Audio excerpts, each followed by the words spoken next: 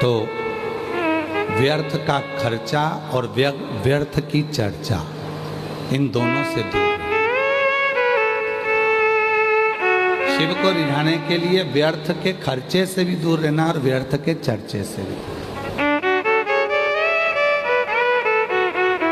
कर्जा लेकर कोई व्रत मत करना, कर्जा लेकर भगवान शंकर की पूजन मत करना, कर्जा लेकर कोई उद्यापन मत करना, कर्जा लेकर कभी जिंदगी में शिव महापुराण की कथा मत कराना।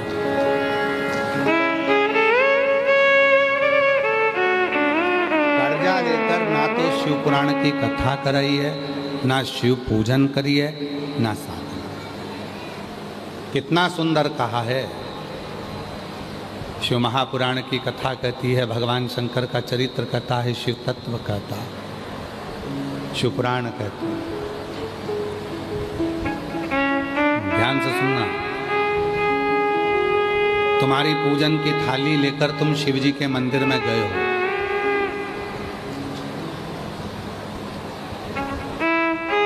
देखो अभी जलवृष्टि बंद थी, रात को भी बंद थी, कथा में चालू हो गई।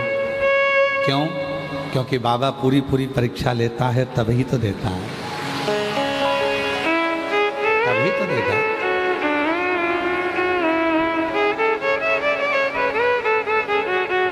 जिस पानी के लिए कई प्रदेश तरस रहे हैं, मेरे भोले बाबा ने ऐसी कृपा करी है कि जिस दिन 17 तारीख से कथा चालू हुई है, आज 23 तारीख तक एक दिन भी ऐसा नहीं गया जिस दिन बाबा ने पानी ना बरसा। कथा रोज पानी गिरा प्रतिदिन, और प्रतिदिन बाबा की कथा चली।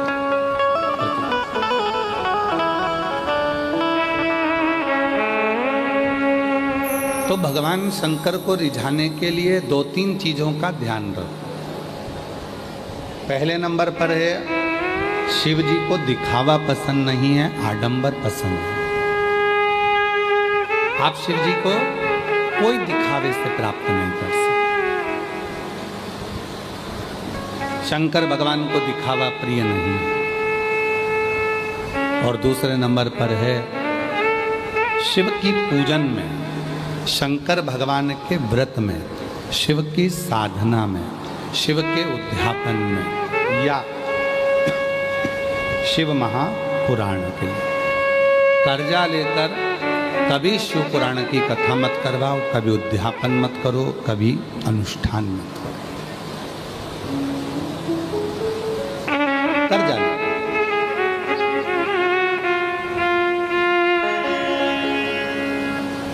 जिस दिन मेरा उघड़दानी पंडाल में बैठकर कथा सुनो, जिस दिन मेरे भोले बाबा कृपा कर दें, तुम्हारी झोली इतनी धन से भर दें, तुम्हारी इतनी संपदा दे दें, तो बस उसी दिन सोच लेना कि मुझे कथा कराना।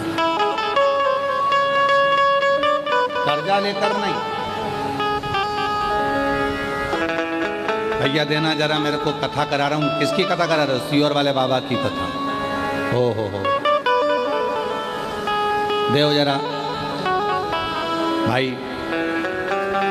25 लाख रुपए कर्जे में दे दे, मेरे को कथा कराना है। कौन ने बोला कि कर्जा कर कर कथा करो? और कौन बोलता है कि कर्जा लेकर कथा करो? ना। जिस दिन मेरा डमरू वाला, जिसका नाम कुबेरेश्वर महादेव है, जिस दिन वो तुम्हारी झोली कुबेर के भंडारे से भर दे, उस दिन तुम कथा करो।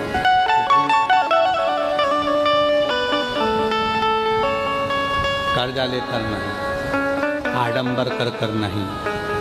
कर्जा, व्यर्थ का कर्जा और व्यर्थ की चर्चा, ये दोनों ही शिव को प्रिय नहीं है। व्यर्थ की चर्चा भी मत करो। ना व्यर्थ का कर्जा हो, ना व्यर्थ की चर्चा।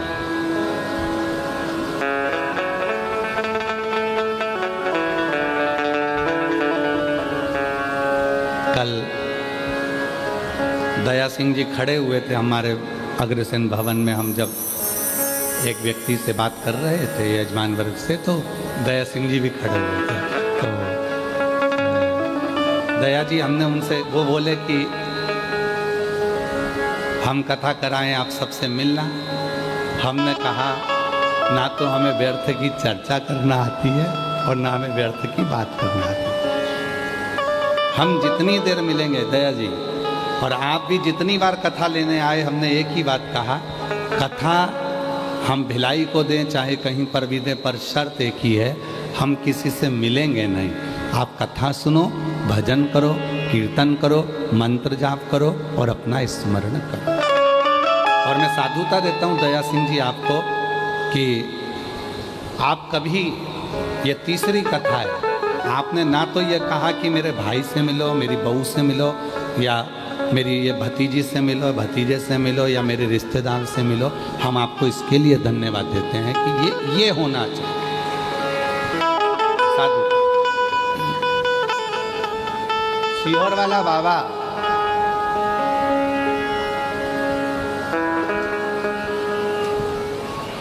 अगर किसी गरीबड़े से नहीं मिल सकता तो सेठ से क्यों मिले? क्यों मिले? मिले तो केवल मेरे ओघड़दानी से, मेरे शिव से।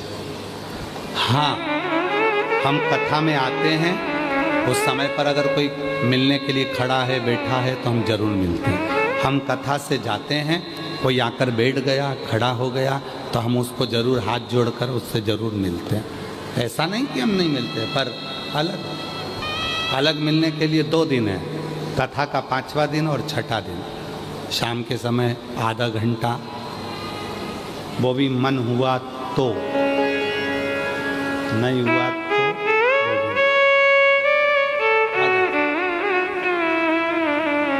कई लोग कहते हैं गुरुजी हमारे वो महाराज जी आते हैं, ये महाराज जी आते हैं, वो बाबा जी तो ऐसे हैं कि रात को बैठे 8 बजे से तो मिले 11, 12, 1 बजे तक, फिर सुबह से मिल लो, शाम से मिल लो।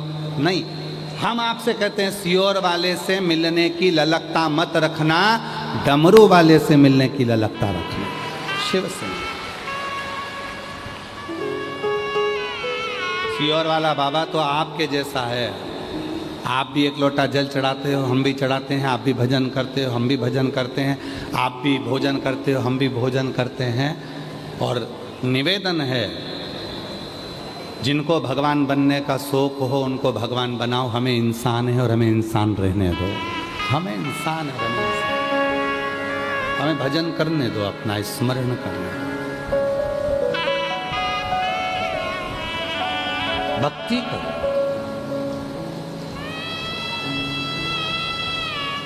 स्मरण।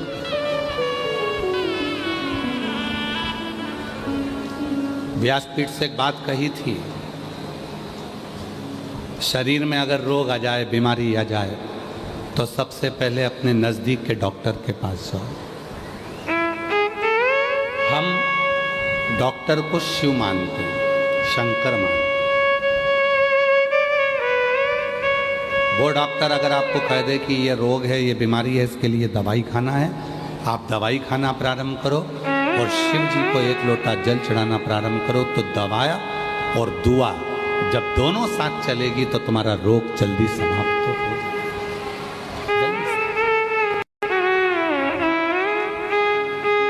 शिव को रिझाने के लिए आडंबर ना करें, शिव को रिझाने के लिए दिखावा ना करें, और शिव को रिझाने के लिए ना तो व्यर्थ का खर्च करे और ना व्यर्थ की चर्चा। ना खर्चा करना है ना चर्चा करना। और उठाओ, 30 साल हो गए शिव महापुराण की कथा को बाँचते बाँचते। इन 30 साल के अंदर इस व्यासपीठ से कभी तुमसे कहा हो कि बाजार से ये सामान खरीद के लाना और शिव जी को ये चढ़ाना, तो आज तक इस व्यासपीठ ने कभी नहीं कहा कि इतना रुपया खर्च करना तब तुम शिव की पूजन करना। इस व्यासपीठ ने तो जो भी उपाय बताए वो दुर्बा के, कनेर के फूल के, बेलपत्री के, घर में कोई सामान है काली मिर्च उसका, गेहूं का दाना घर में है तो उसका, चावल का दाना घर में है तो उसका।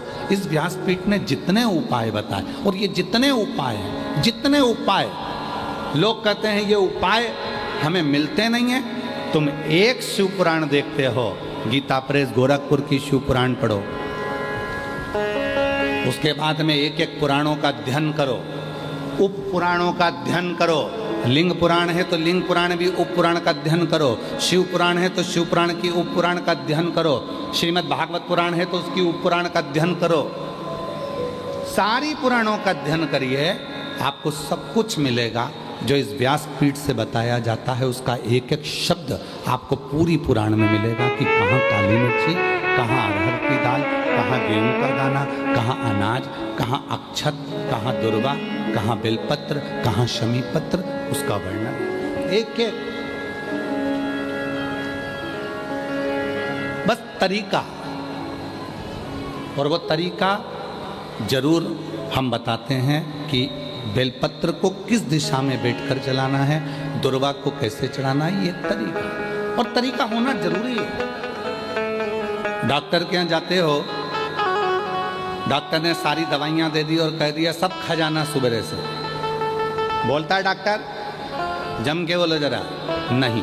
डॉक्टर क्या बोलेगा, ये दवाई सुबह खाली पेट की है, भोजन के पहले खाना। ये दवाई सुबह उठते समय ले लेना, एसिडिटी की है। ये दवाई दूध से लेना, ये दवाई कुनकुने पानी से लेना, ये दवाई रात को सोने के टाइम की एक ही लेना है, सुबह मत खा लेना। डॉक्टर ने दवाइयाँ दी, सबका तरीका बताया कि कौन सी दवाई कब और कैसे लेना है। उसी तरह शिव महापुराण भी अपना तरीका बताती है कि बेलपत्र चढ़ाते तो तुम्हारी जिंदगी निकल गई, जल चढ़ाते तो तुम्हारी जिंदगी निकल गई, पर शिव पुराण सुनने वालों ने चढ़ाने का तरीका सीख लिया, और जब चढ़ाने का तरीका सीखा तो शिव जी ने झोली भरना चालू। जल पहले भी चढ़ाते थे, शिव मंदिर पहले भी जाते थे, शिवरात्रि पहले भी करते थे, सावन पहले भी आता था, शिवरात्रि पहले भी आती थी, पर अब सावन के महत्व को तुम जान गए, अब सोमवार के महत्व को तुम जान गए, अब शिवरात्रि के महत्व को तुम जान गए, पूजन का तरीका तुम जान गए कि गेहूं चढ़ाने से संतान की वृद्धि होती है। कनेर का पुष्प अगर अशोक सुंदरी वाली जगह पर चढ़ाया जाता है तो बच्चे जिद नहीं करते।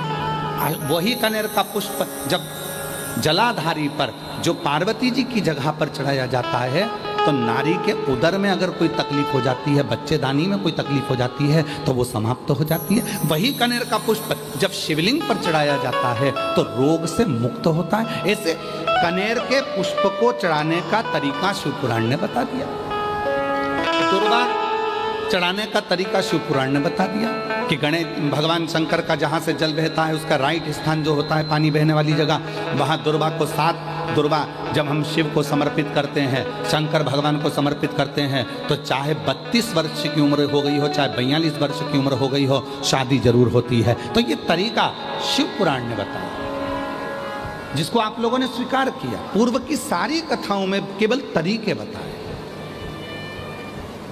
कैसे रिचा, कैसे।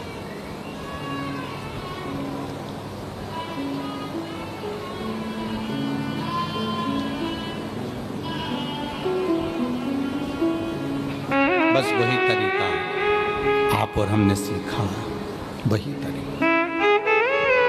आज जो ये लाखों की भीड़ रात को 11 बजे से लेकर 10 बजे रात्रि से जो भीड़ बढ़ना प्रारंभ हुई है, तो बता रहे हैं कि पूरे रोडों पर छाता लगा लगा कर भक्त बैठे हुए हैं।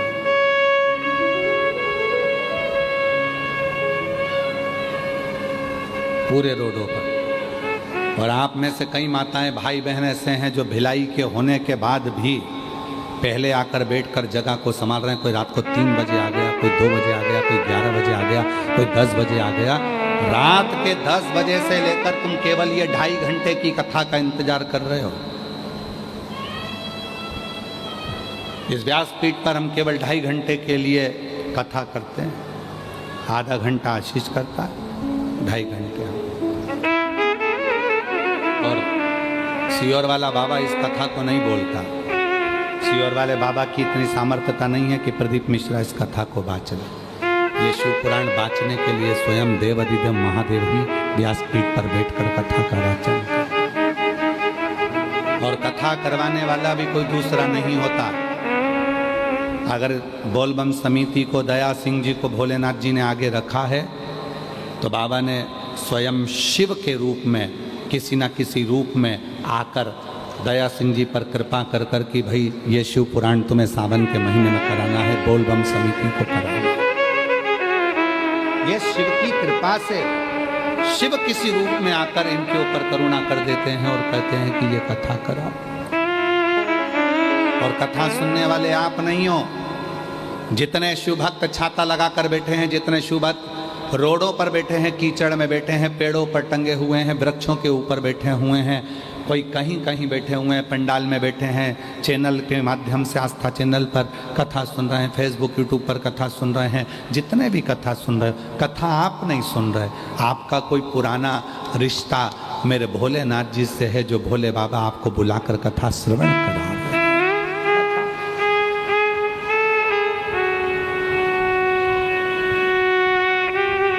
ये कोई पूर्व का है, आज का नहीं। कोई पिछले जन्म मुझे बाबा तेरा साथ मिला, कोई पिछले जन्म के अच्छे कर्म मुझे बाबा तेरा साथ मिला। जब सारी दुनिया झुकती है, जब सारी दुनिया झुकती है, मुझे वाली दरबार मिला, दरबार मिला। कोई पिछले जन्म के अच्छे कर्म मुझे बाबा तेरा साथ मिला। कोई पूर्व के जन्म का सुख हो। एक कथा कह दें, अगर आप लोग श्रवण करेंगे और अपने जीवन में उतारे तो एक बड़ी सुंदर कथा। लोग कहते हैं सीहोर वाला बाबा या ये बाबा या वो बाबा। बाबा नहीं, ये व्यासपीठ करती है, शिव करता है, इंसान नहीं। एक गांव में एक सेठ जी रहते थे, पन्नालाल सेठ। क्या नाम था? जम के बोलो। पन्नालाल सेठ। निकलते थे तो लोग उनको नमस्कार करते थे, प्रणाम करते थे। पन्नालाल सेठ जी प्रणाम, नमस्कार, नमन, नमस्ते पूछते करते। कोई सलाम करता, कोई नमन करता, कोई नमस्कार करता, कोई प्रणाम करता। पन्नालाल सेठ मुंडी हिला देते, नीचे मुख कर कर बोलते मैं बोल दूंगा। फिर कोई मिला तो पन्नालाल सेठ से कहा प्रणाम, नमस्कार, सलाम। पन्नालाल सेठ बोलते धीरे से मैं बोल दूंगा। फिर किसी ने प्रणाम करा तो उन्होंने फिर कहा मैं बोल दूंगा। फिर किसी ने प्रणाम करा तो फिर कह दिया मैं बोल दूंगा, घर जाकर मैं बोल दूंगा। मुनीम एक दिन साथ चल रहा था और मुनीम ने कहा सेठ जी एक बात समझ में नहीं आती, कोई तुमको सलाम करता है, प्रणाम करता है, नमस्कार करता है और तुम सिर झुकाकर मुस्कुराकर धीरे से बोल देते हो मैं घर जाकर बोल दूंगा। तुम घर पर किसको बोलोगे? सेठ जी ने कहा चल मैं बताता हूं मैं किसको बोलूं। सेठ जी पन्नालाल जी गए, तिजोरी खोली और लक्ष्मी जी से कहा आज मैं रास्ते में से जा रहा था तो वो सलाम कह रहा था, वो प्रणाम कह रहा था, वो नमस्कार कह रहा था। मुनीम ने पूछा तुम घर पर आकर लक्ष्मी जी से पैसे से कहते हो कि वो तुम्हें प्रणाम कर रहा था? हाँ। मुनीम ने पूछा ये क्यों? पन्नालाल सेठ कहने लगे जब मैं गरीब था, जब मेरे पास कुछ नहीं था, कोई मुझे सलाम नहीं करता था, ये सब सलाम पैसे को करा जा रहा है, ये सारा प्रणाम कुर्सी को करा जा रहा है, ये सारा प्रणाम धन को करा जा रहा है, ये सारा प्रणाम लक्ष्मी को करा जा रहा है। लक्ष्मी नहीं होगी तो कोई प्रणाम नहीं करता, कोई सलाम नहीं करता, और लक्ष्मी है तो सब प्रणाम करते।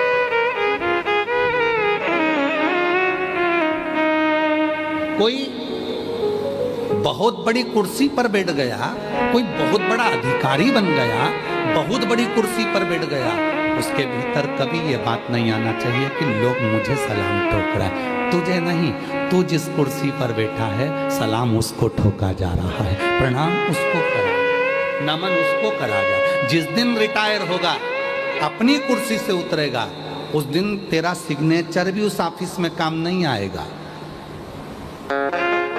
तब समझ में आएगा कि इज्जत मेरी नहीं कुर्सी की थी, जिस कुर्सी पर मैं बैठा था।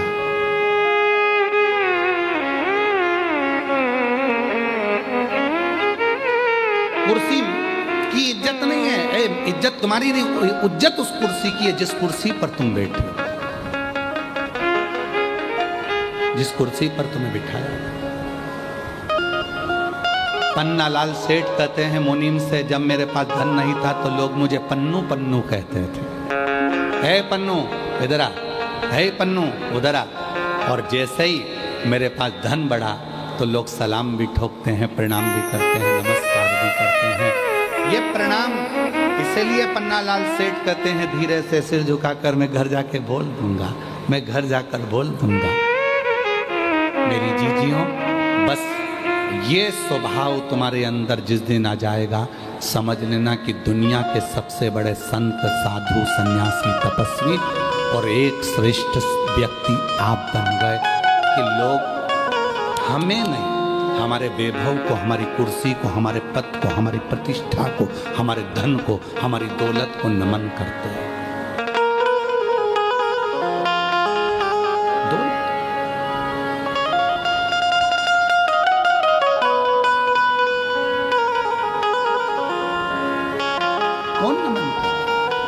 जिस कुर्सी पर तुम बैठे हो उस कुर्सी की मर्यादा है, उस कुर्सी को लोग सलाम कर रहे हैं, तुम्हारे धन को लोग सलाम कर रहे हैं। तुम्हारे पास धन नहीं रहेगा, कोई सलाम नहीं करेगा, कोई प्रणाम नहीं करेगा, कौन याद करे? अभी पन्नालाल सेठ, पन्नालाल सेठ, पन्नालाल सेठ, और वही पन्नालाल सेठ के पास धन नहीं रहेगा तो लेंगे पन्नू इधर आ, तो पन्नालाल सेठ पन्नू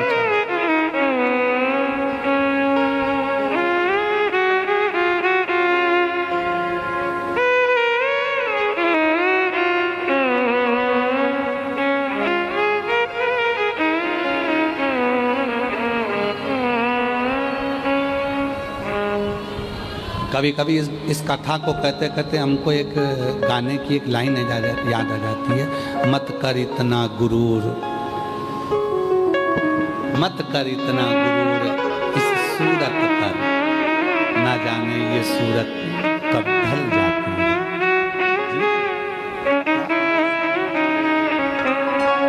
पर बोलबम समिति, जिस समिति का बच्चा बच्चा, जिस समिति का एक एक व्यक्ति, जिस व्यक्ति का एक एक समिति का कार्यकर्ता आए हुए भक्तों को अपना घर समझता, आए हुए भक्तों को अपना परिवार समझता और सेवा में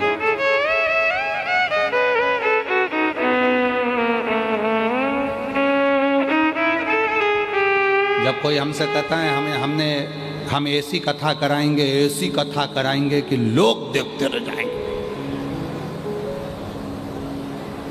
दया सिंह जी साधु था, आपके मुख से कभी ऐसी बात नहीं निकली, कभी भी जिंदगी। ये तीसरी कथा चल रही, पर आपने कभी नहीं कहा कि हम ऐसी कथा करें, कभी नहीं कहा आपने। हम साधुता देते हैं इस चीज के लिए, और ये होना चाहिए। एक हमारे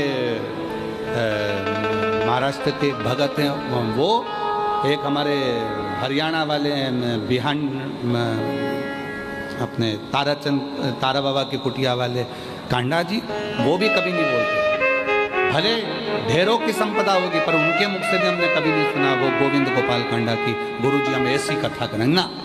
वो एक ही बात बोलते हैं, जैसे आप बोलते हो ना, गुरुजी जो महादेव चाहेगा ना सावन के महीने में वही होगा, क्योंकि महीना उनका है, कथा कराने वाले वो हैं और वही आयोजन कराएंगे। तो मैं नहीं हूँ, बस उसी तरह से वो हमारे हरियाणा वाले गोविंद जी कांडा, गोपाल जी कांडा, वो भी एक ही बात बोलते हैं, गुरुजी कथा तारा बाबा कराएंगे, कथा तारकेश्वर महादेव कराएंगे, कथा तारा बाबा कराएंगे।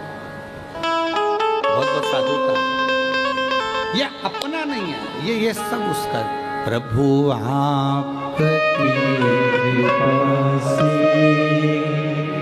सब काम हो रहा है, भोले आपकी कृपा से सब काम हो रहा है, करते हो भोले बाबा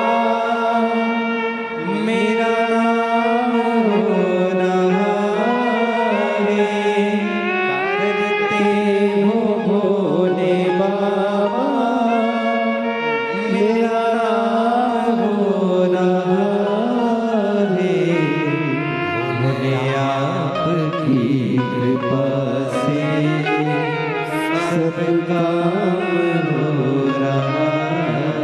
तो पन्नालाल सेठ घर जाते समय लक्ष्मी से कहते हैं कि लोगों ने तुम्हें सलाम कहा, लोगों ने तुम्हें प्रणाम कहा, लोगों ने तुम्हें नमस्कार कहा। मुनीम कहते आप पैसे को जाकर के, हाँ क्योंकि सम्मान इसका हो रहा है। तो जितने भी बहुत ऊंचे ऊंचे पद पर बैठने वाले, चाहे अधिकारी हो, चाहे राजनेता, सत्ताधारी, वैभवपति कोई भी हो, वो अपनी कुर्सी को जाकर कहो कि ये सलाम तुम्हें कहा गया है, ये प्रणाम तुम्हें करा गया है, ये नमस्कार तुम्हें करा गया है। जिस कुर्सी पर मैं बैठा हूँ, जिस पद पर मैं बैठा हूँ, ये प्रणाम उसका है। कोई दूसरा बैठेगा तो उसका प्रणाम होगा, कोई तीसरा बैठेगा उसका प्रणाम होगा, कोई चौथा बैठेगा उसका। और निवेदन है, बस यही बात हमने कथा की अपने अंदर उतार कर रखी है कि कोई हमें अगर नमस्कार भी करता, पहले तो हम उससे पाँव भी नहीं छुआते, हम हमारे, क्योंकि तुम सब मेरी बहनें हो। अब हमारी बहन होने के बाद, हमारी बहनी होने के बाद में, आप हमारी बहन होने के बाद में हमारे चरण छू अपने भाई के, ये हमें ठीक नहीं लगता। इसलिए मेरी जीजियों, और पुरुष, ये जितने भी पुरुष बैठे हैं सब मेरे जीजा हैं। मेरा फर्ज बनता है कि मैं तुम्हें प्रणाम करूं, क्योंकि हमने कन्यादान करा है, तुम्हारा पाँव पूजा है, तो सिर और पाँव दोनों पूज सकते हैं। हम तुमको नमस्कार, मेरी बहनें मुझे चरण ना छुएं, मेरे जीजा मेरे चरण ना छुएं, कोई चरण ना छुएं, क्योंकि तुम मेरी बेटियां, मेरी बहनें, मेरी जीजियां, मेरी माँ हो। और हम आपसे चरण छुआएंगे तो हम तो नरक में चले जाएंगे। आप अपने भाई को नरक जाता देखोगे क्या? तो आज से नियम ले लो कि सियोर वाले बाबा के कभी चरण नहीं छुएंगे। दूर से प्रणाम करो, नमस्कार करो, बहन भाई हैं, आपस में आप आए, मिले, श्री शिवाय नमस्तुभ्यम हो, हम आपके हाथ जोड़े, नमन करें, प्रणाम करें, पर चरण नहीं छुए। बहन हो आप, हम कैसे छुए? हमारे बीच में शिवरी नारायण वाले महाराज श्री पधारे हैं, एक बार जोरदार ताली बजाकर उनका साथ दिया। प्रत्येक कथा में बड़ा भाव रखते हैं और प्रत्येक कथा में आपका आगमन होता है शिव की कृपा से। बहुत बहुत साधुवाद।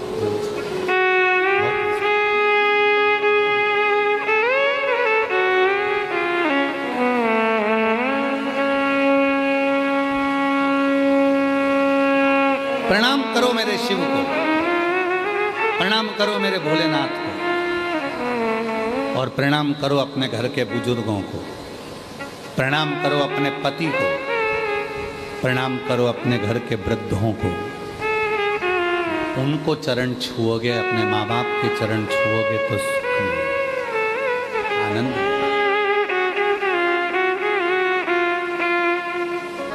जिस प्रदोष की कावड़ पूरा सीहोर, मध्य प्रदेश सीहोर में लोग जिस कावड़ का दर्शन करने के लिए आते हैं, मात्र कावड़ के वो 2 लोटों का दर्शन करने के लिए, उस छड़ी का दर्शन करने के लिए लोग कावड़ भरने के लिए कुबेरेश्वर धाम पहुंचते हैं। अभी 25, आज 23 है, कल का दिन बीच में, परसों लोग कावड़ भरने सुबह 9 बजे माँ सीवन के तट से कुबेरेश्वर धाम तक आएंगे, केवल उस कलश का दर्शन करने के लिए और जल भरने के लिए, क्योंकि प्रदोष की कावड़ सीहोर की जो भराती है उसको कामना कावड़ कहा जाता है। भगवान उसकी कामना को पूर्ण करते हैं। प्रदोष का दिन था। कावड़ का जल भरने के लिए मय दानव आ गया और मय दानव ने जैसे ही कुएं के अंदर से जल निकाल रहा था, मय दानव के मस्तक का पसीना उस मेंढक पर पड़ गया। मेंढक पर पड़ते से ही उस कन्या ने अवतार ले लिया। कन्या ने अवतार लिया, वो रोने लगी तो मय दानव के कोई बच्चे नहीं थे, उसने उस कन्या को निकाल लिया, अपनी बेटी के रूप में रखा और उसका नाम मंदोदरी हो गया, जिसका विवाह लंकापति रावण से हुआ। उसका नाम मंदोदरी हो गया। वो मंदोदरी, मय दानव की पुत्री उस मंदोदरी, आप देखो पूरे चरित्र को उठाकर देखिएगा, पूरी रामचरितमानस को उठाकर देखिएगा, पूरी रामचरितमानस को उठाकर देखिए। मंदोदरी हमेशा अपने पति को समझाती रही, हमेशा हमेशा अपने पति ज्ञान देती रही, लंकापति रावण को समझाती रही, मंदोदरी उपदेश देती रही, समझाती रही। पूरी रामायण को उठाकर देखिए, रावण को हर पल समझाती थी मंदोदरी, क्योंकि मंदोदरी को मालूम है मैं कौन हूं। कौन? कौन?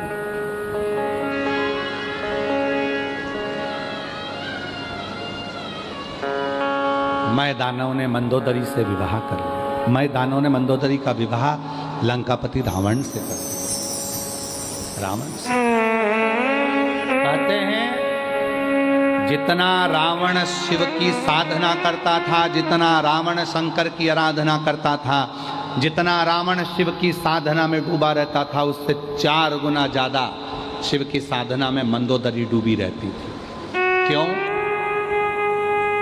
आप सबको मालूम होगा, स्मरण में होना चाहिए आपको। पूरी लंका तहस नहस हो गई थी, केवल एक मंदोदरी ऐसी थी जिसके शिव भक्ति के कारण वो पूरी की पूरी लंका वापिस वैसी की वैसी हो गई थी। कहाँ से लाऊं गंगा, कहाँ से लाऊं यमुना, कहाँ से लाऊं गंगा, कहाँ से लाऊं यमुना, कहाँ से लाऊं सरयू अपार पड़ी रे, कहाँ से लाऊं सरयू अपार पड़ी रे, भोले तेरी सेवा हमसे न बनी रे, ओ भोले तेरी सेवा हमसे न बनी रे।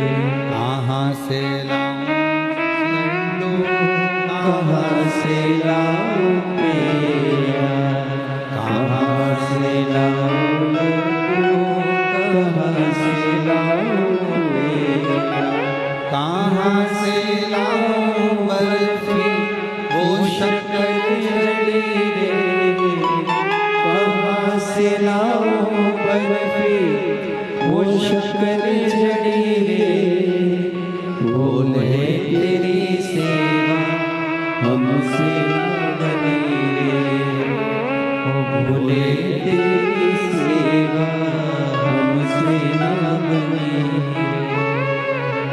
कहाँ दे हम शिव, इसीलिए शिव महापुराण की कथा कहती है आशीर्वाद 2 तरह का होता है। बोलो कितनी तरह का? जम के बोलो जरा। 2 तरह। आप लोगों ने आशीर्वाद लिया किसी का? अरे बोलो तो जम के। आशीर्वाद 2 तरह का होता है।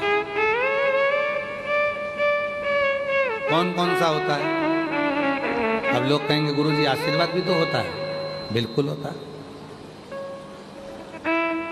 जितने आस्था चैनल पर सुन रहे हो, जितने फेसबुक यूट्यूब पर सुन रहे हो, जितने सोशल मीडिया पर सुन रहे हो, जितने ये पवित्र शिव महापुराण के प्रांगण में जयंती स्टेडियम भिलाई में बैठकर कथा सुन रहे हो, जानते हो आशीर्वाद 2 तरह का होता है।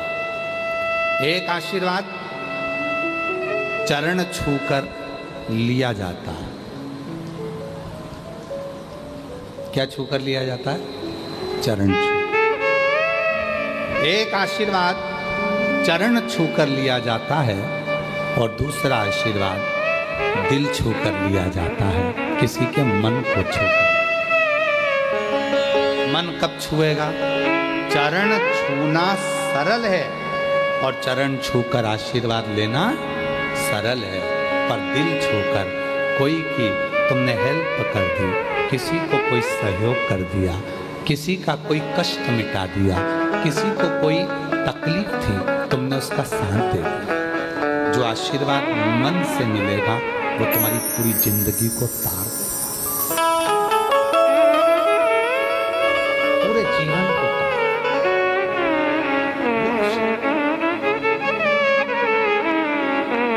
छुओ, कभी अपने हृदय को छुओ। माता पिता के चरण छूने से ज्यादा जरूरी है माता पिता के हृदय को छूना, उनके दिल की बात को जानना। माँ दवाई के लिए तरस रही है, पापा कह रहे हैं कि मुझे ये चाहिए, और तुम चरण छूकर आशीर्वाद तो ले रहे हो पर दिल नहीं छू पा रहे। एक भाई आस लेकर खड़ा हुआ है, वो तुम्हारे चरण छू रहा है, तुम आशीर्वाद भी दे रहे हो, पर उस भाई ने मन में सोचा है कि आज मेरा बड़ा भैया, उसके पास बहुत कुछ है तो मुझे थोड़ी सी हेल्प कर देगा, उसका दिल। हमने परसों की कथा में कहा था, अगर घर में बेटी नहीं है और कन्यादान करना चाहते हो तो अपने आसपास में कोई बेटी हो तो उसको शिक्षा अध्ययन कराओ, उसको पढ़ाओ, कन्यादान का फल मिले।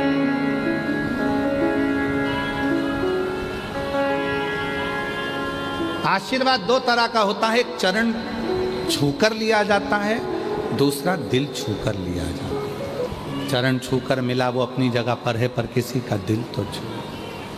पराया दर्द जो अपनाए उसे इंसान कहते हैं, किसी के काम जो आए उसे इंसान कहते हैं। ये भारत की संस्कृति का, स्वयं खा लेना सुकृति है, छुड़ा कर खा लेना विकृति है, और बांट कर खाना ये मेरे भारत देश की संस्कृति है। ये मेरे भारत देश की संस्कृति है। जो मिला वो दिया, जो मिला। आप सब कौशल प्रदेश के हो, माँ कौशल्या जी की भूमि से हो, माँ कौशल्या जी के जन्मस्थली से हो। आप सब जानते होंगे कि जब माँ जानकी जी विवाह कर आई थी, कौशल्या जी ने एक फल दशरथ जी को दिया।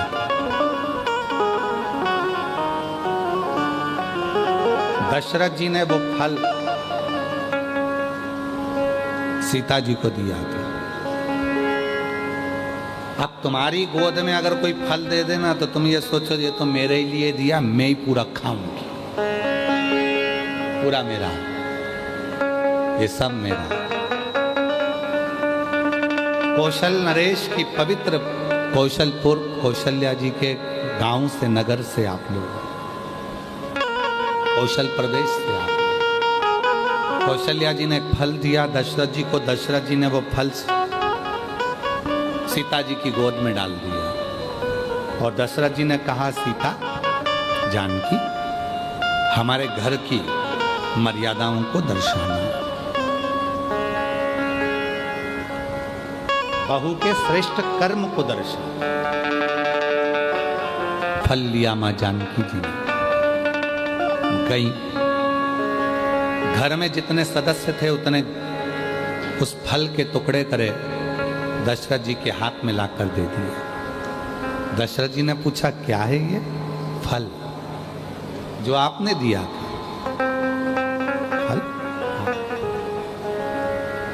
दशरथ जी ने आशीर्वाद दिया, बहू आज मुझे अच्छा लगा। इसी को भारत देश की संस्कृति कहते हैं, जो बांट कर खाओ। जो फल तुमको दिया था वो फल तुमने बांट कर सबको देने का प्रयास करा, ये श्रेष्ठ है।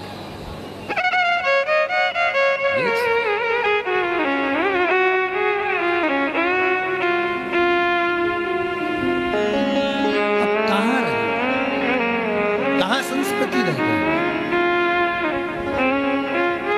नींद का भी अपना एक दौर है, नींद का अपना एक दौर है।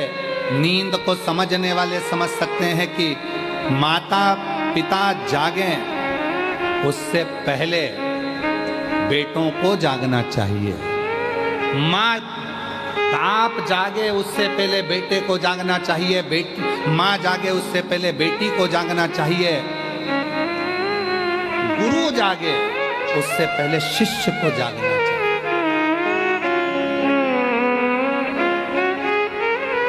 हमारे कई सारे शिष्य ऐसे भी हैं, गुरुजी तो सवेरे उठ जाते हैं, शिष्य आराम से उठते हैं।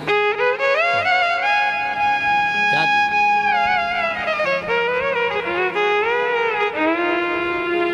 गुरु जागे उससे पहले शिष्य को जागना चाहिए, बाप जागे उससे पहले बेटे को जागना चाहिए, माँ जागे उससे पहले बेटी को जागना चाहिए, और सास ससुर जागे उससे पहले बहू को जागना चाहिए।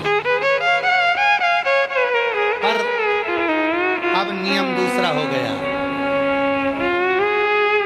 बेटा सोता है बाप जागता है, बेटी सोती है माँ जागती है, शिष्य सोते हैं गुरु जागता है, और बहू सोती है सास ससुर।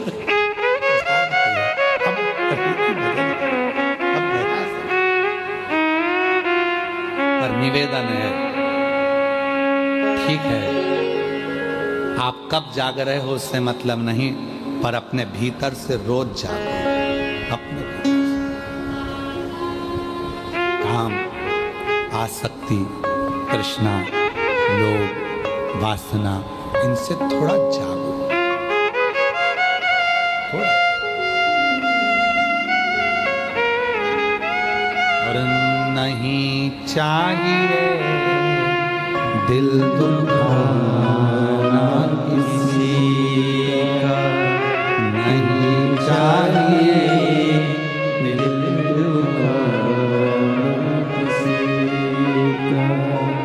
सदा ना रहा है, सदा ना रहा है, जमाना किसी का नहीं चाहिए दिल दुखाना किसी का, नहीं चाहिए दिल दुखाना किसी का। सदा ना रहा है, सदा ना रहेगा जमाना किसी का, नहीं चाहिए दिल दुखाना किसी का, नहीं चाहिए दिल दुखाना किसी का। अच्छी कुर्सी मिले उसका सदुपयोग करो, अच्छा पद मिले उसका सदुपयोग करो, अच्छी प्रतिष्ठा मिले उसका सदुपयोग करो, अच्छा वैभव मिले उसका सदुपयोग करो, अच्छा धन मिले उसका सदुपयोग करो। एक दिन कुर्सी, पद, प्रतिष्ठा, यश, धन, वैभव एक दिन ऐसा आता है कि फिर उससे उतरना जाना पड़ता है, फिर उस क्रम में आना पड़ता है। उसका प्रयोग कर लो, सही प्रयोग, सही समय। अभी अपने सिग्नेचर से काम हो रहा है तो सिग्नेचर का सदुपयोग करो, किसी गरीबड़े का, किसी अनाथ का, किसी को शिक्षा की, किसी को चिकित्सा की जरूरत है, किसी को आपके एक सिग्नेचर की जरूरत है जिससे उसकी जिंदगी बच सकती है।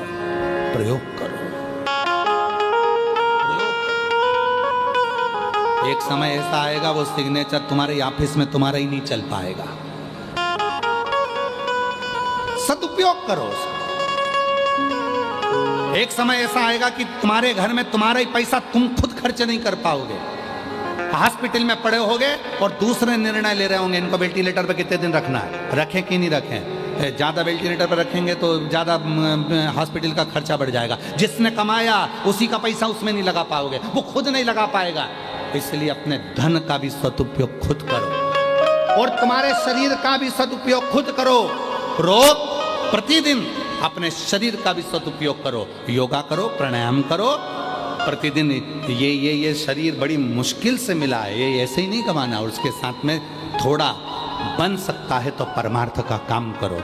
अपने को भगवान ने अच्छी शिक्षा दी है, 4-5 बच्चों को इकट्ठा करो अपने मोहल्ले के, उन बच्चों को शिक्षा अध्ययन कराओ, पढ़ाना सिखाओ। किसी को चिकित्सा की जरूरत है, कोई ले जाने वाला हॉस्पिटल नहीं है, हाथ पकड़कर उसको हॉस्पिटल लेकर जाओ। और फिर निवेदन करेंगे, तुम्हारा बुखार आएगा तो कोई भी हाथ पकड़ लेगा, चक्कर आएगा तो कोई भी हाथ पकड़ लेगा, पर जब समय का बुरा चक्कर आता है तो कोई हाथ पकड़ने वाला नहीं मिलता है। इसलिए उसका सदुपयोग करो, समय का सदुपयोग करो, शरीर का सदुपयोग करो, वैभव का सदुपयोग करो, धन का सदुपयोग करो। पर कई लोग तो ऐसे हैं कि अपने भूमि का भी सदुपयोग नहीं कर पाते। कई लोग कथा सुनने वाले अगर किसी की दुकान के सामने जाकर बैठ जाएं, किसी के होटले पर जाकर बैठ जाएं, कोई कथा सुनने वाला किसी के होटले पर जाकर बैठ जाए तो लोग नाराज हो जाते हैं, मेरे होटले पर बैठा है, दूसरे दिन वो लाएगा पानी डाल देगा, यहाँ कोई बैठेगा ही नहीं। होटले पर नहीं बैठने देते तो विचार करिएगा, जो होटले पर बैठने नहीं दिए हैं वही एक दिन मर के भूत प्रेत बन जाते हैं और उनका फिर होटला बन जाता है। महाराज जी कहते थे इनका होटला बना तो बड़े प्रेत है, जीवात्माएं घूम रही है, क्योंकि किसी को बैठने नहीं दी, कभी किसी को पानी नहीं दिया, कभी किसी को भोजन नहीं दिया, उसका होटला बन गया। तुम जाना रोड के किनारे पे बहुत सारे होटले बने दिखेंगे जिसपे होटलों पर लोग धूप बत्ती लगा रहे होंगे, होटले में। इन्होंने कभी जिंदगी में किसी को बैठने नहीं दिया तो इनका होटला बन गया।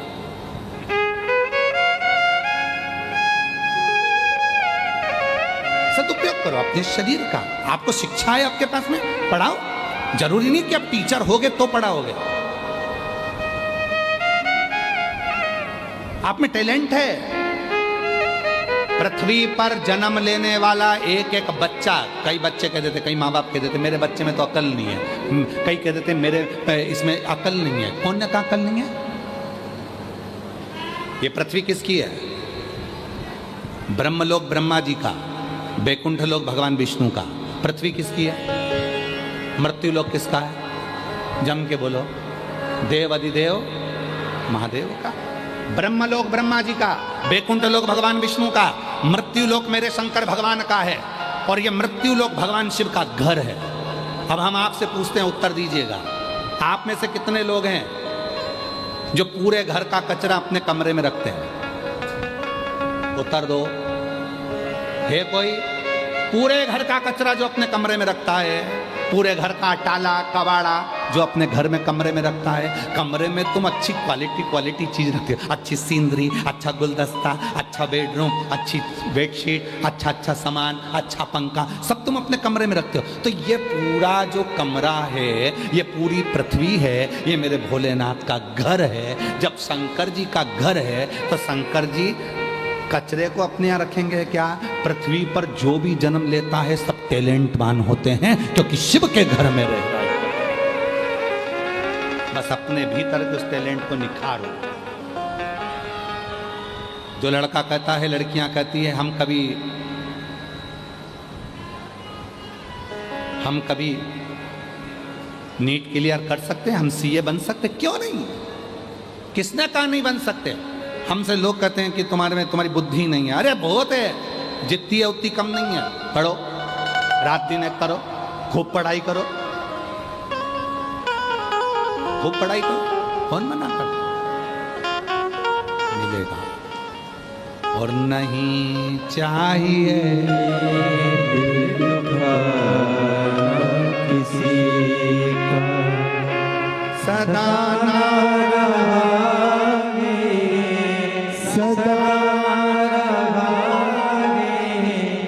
जमाना किसी का नहीं चाहिए, दिल दुखाना किसी का नहीं चाहिए, दिल दुखाना किसी।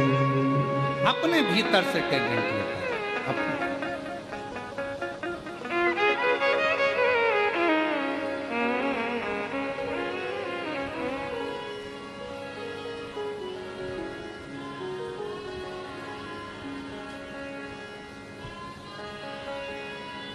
किसी ने बहुत अच्छी बात कही है, जिंदगी में इतने धोखे खाए हैं, जिंदगी में इतने धोखे खाए हैं, अब तो शहद भी उसी से खरीदता हूं जिसका मुंह सूजा हुआ होता है। मालूम तो पड़े कि मधुमक्खी का शहद लेकर आया है, अब तो शहद भी उसी से खरीदता हूं जिसका मुंह सूजा हुआ होता है। दिखता है कि शहद असली है, काटा है 2-4 जगह, काटा है। मेरे शिव कथा कहती है, इसलिए शंकर की कथा कहती है, शुक्राण कर रहे हैं। भगवान देवादिदेव महादेव का चरित्र कर रहे हैं, महादेव शंकर जी का पवित्र चरित्र कर रहे हैं।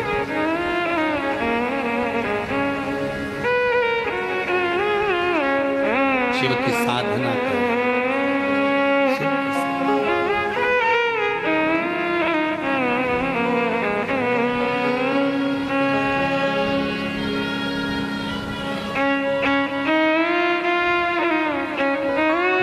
शिव की साधना भगवान शंकर का भाव। श्री शिवाय नमस्तुभ्यं, श्री शिवाय नमस्तुभ्यं,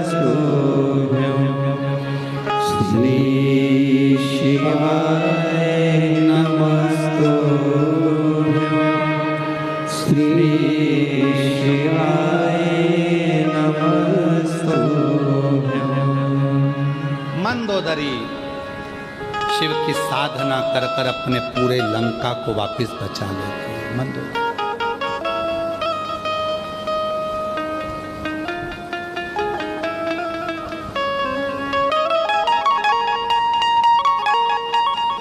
शिव साधना से एक स्त्री, एक नारी, एक बेटी, एक बहन, एक माँ अपने पूरे घर को बचाकर,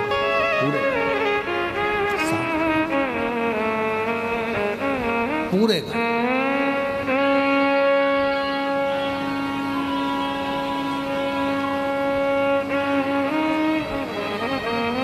कई जेंट्स लोग कह देते हैं हम दिन भर दुकान पर बैठे रहते हैं, दिन भर काम करते हैं, ऑफिस में रहते हैं, दिन भर नौकरी करते हैं, घर पर आते हैं पत्नी पर चिड़चिड़ करते हैं।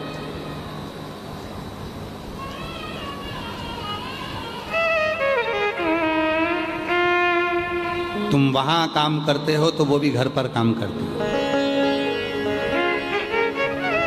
वो भी करते।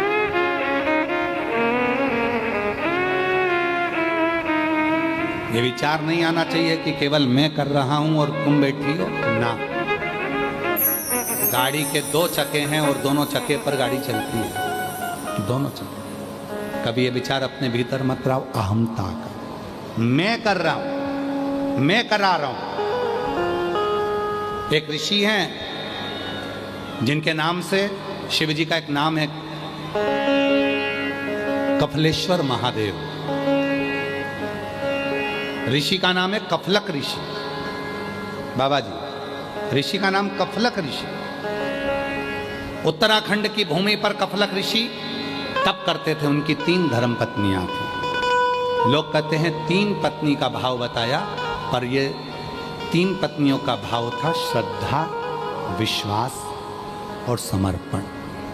लोग कहते हैं पत्नी थी, पर शास्त्र कहता है पत्नी नहीं, श्रद्धा थी, विश्वास था और समर्पण था। ये पत्नियां नहीं, समर्पण।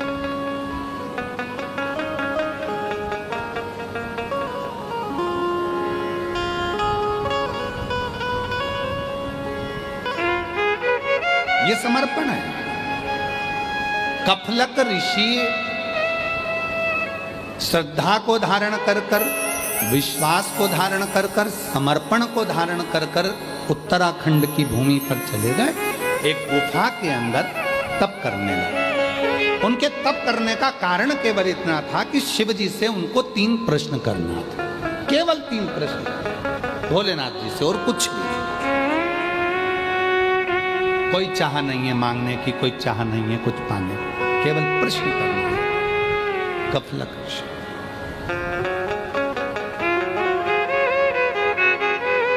तू आजा भोला जोगिया, शिव से केवल 3 प्रश्न मांगे।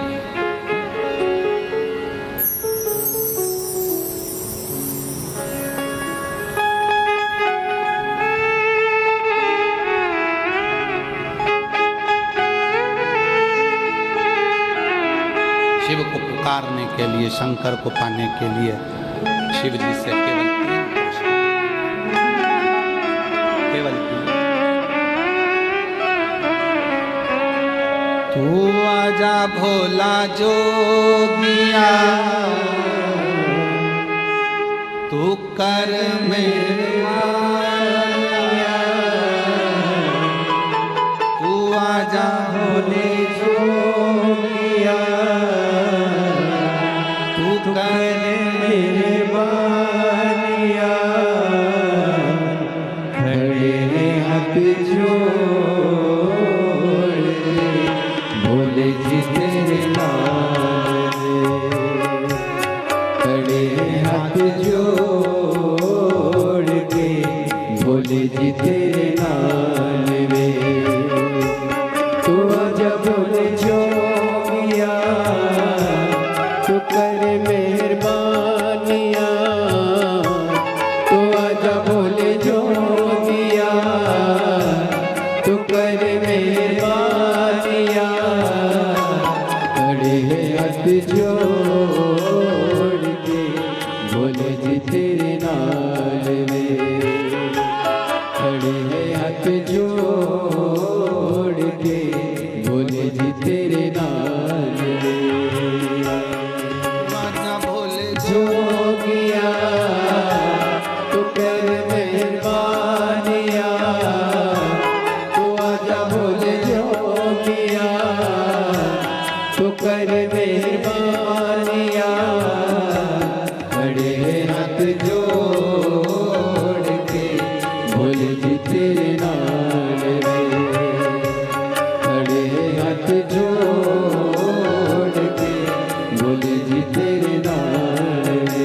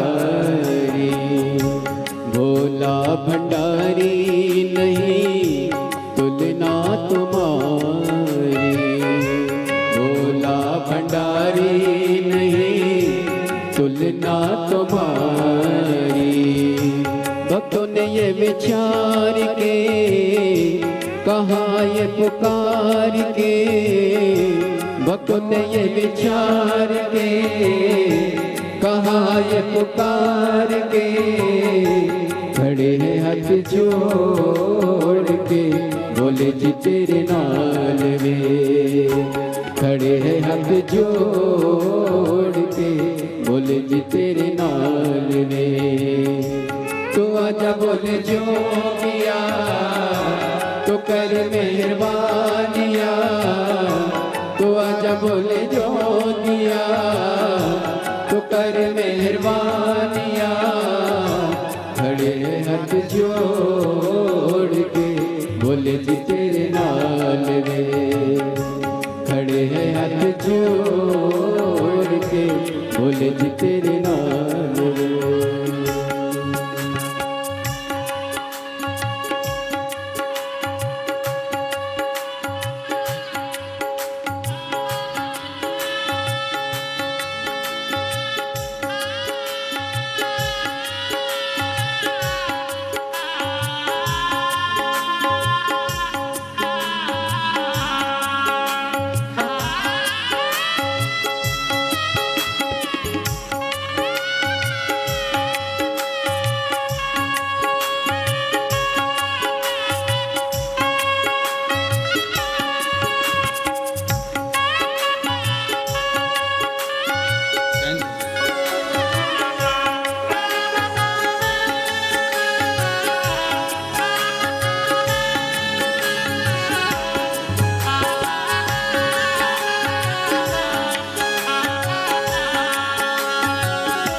चंदा सजा है भोले मस्तक पे तेरे, चंदा सजा है भोले मस्तक पे तेरे, दुखड़े मिटाए भोले नाम से तेरे, दुखड़े मिटाए भोले नाम से तेरे, दीवाने भोलेनाथ के कुबेश्वर धाम के, दीवाने भोलेनाथ के कुबेश्वर धाम के, खड़े हैं हाथ जोड़ के, बोले जी तेरे नाल वे, खड़े हैं हाथ जोड़ के, बोले जी तेरे नाल वे।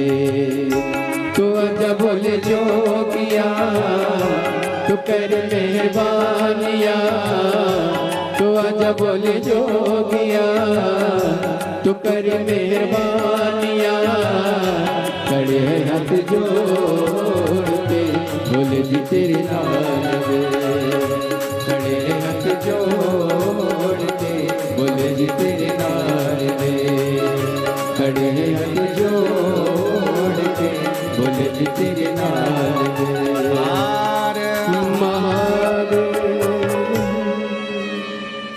अपने स्थान पर बैठकर बाबा देव अधिदेव महादेव को अपने मन का भाव कहिए, प्रार्थना करिए, निवेदन करिए, विनय करिए।